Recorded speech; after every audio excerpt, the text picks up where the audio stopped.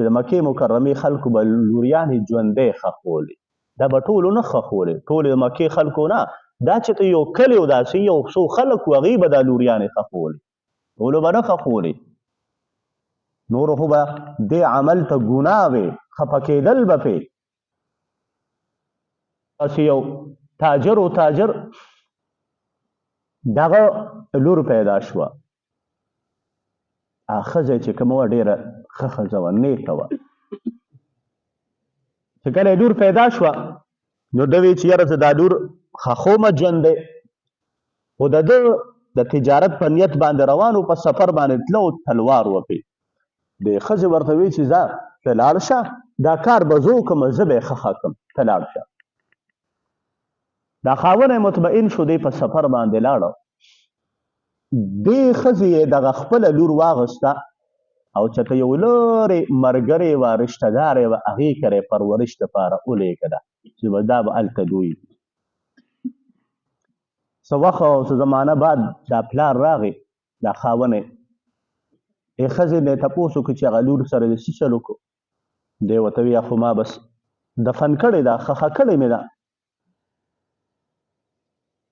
سړی خوشحاله شو. دی بیا یو څو ورځې بعد په سفر باندې تلو نو دی ښځې ته وایي یاره زه یو 3 میاشتو نه په سفر باندې ځم. دی ورته وایي ټیک ده. دا سړی لاړو نو دی ښځې وی چې یاره 3 میاشتې خو ډېرې شي دي او لور مې غټه شوې ده، د ګرځېدو ده راشه ری وله دا 3 میاشتې به تېرې شي، دلته تېرې کړي او کله چې د پلار د راتلو ورځې شي واپس پیل ته ودرېږي. دا لور یې راوسته، غټه شوې وه، ګرځېده را ګرځېده. بدقسمتۍ نه دا خاوند یې د 3 میاشتو نه وړاندې راغی. چې کله کور ته راننوته، په کور کې یو جینۍ ویني چې ګرځي را ګرځي. دا خاوند ته تپوس کوي دا څوک ده؟ نو کله چې زنانه یو غلط کار وکړي که نه، چې دا خبره کوي نو خبره کې اکثر انخلي، روان ویجاړې خبرې کوي، ژبې انخلي. نو د دې دا ژبه انخته او روانې ویجاړې خبرې کول او اخره کې ورته ووایي دا اخته لور مې ده. خاوند یې خفه شو چې تا خو ما ته وایي چې ما خښه کړې ده، دا تا نه ده خښه کړې. دی ورته منت جارې وکړ.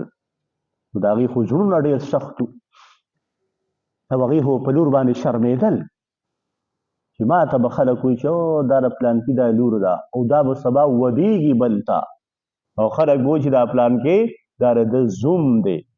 په دې رشته باندې به دوی ډېر زیات خفه کېدل. دوی څه وکړه، د دې په علاقه کې به یو میله لګېده. په دقه بانه باندې دې سړي دا خپل لوره وویسته چې راځه میلې ته دې بوځم.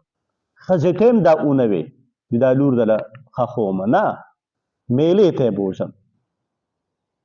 دا داسې بوتله یو خشکې ځای ته او هلته لګیا شو، قبر وباسي، کنده وباسي. او کتابونو لیکلي دي وي دې پلار باندې به چې خوله راله وي دې لور به دا وړه لور به یې وه، دی به خپله لوپډه راواغسته او د پلار دا خوله به یې پرې اوچه کړه. په پلار باندې به چې دا خوره موره راپرېوته نو دې لور به ترې دا خوره څنډه ده او دی به ترې بار بار تپوس کو چې بابا جانه دا ته څه کې؟ دی پلار به ورته خبره نه کوله. چې کله کنده پوره شوه او دا پلار د راولګېدو دقه لور یې لاندې دې کندې ته راوویشته او خاورې ورچورې پې شروع کړل.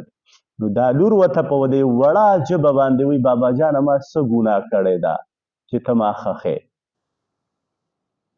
څو اندازه وکړې دې خبرې ته چې ژوندۍ لور ده، د زړه ټوکړه ده او هغه خښېږي او مغه پلار یې خښۍ چانه چې پیدا ده، د چا په لاسونو کې او د چا په هغې کې چې به دې لوبې کولې، حقه پلار یې راخلي او په خپل لاس باندې خښۍ او ورته د لاندې نه آوازونه کوي بابا ما څه چل کړی دی چې ما ته خښې او بړکې وي.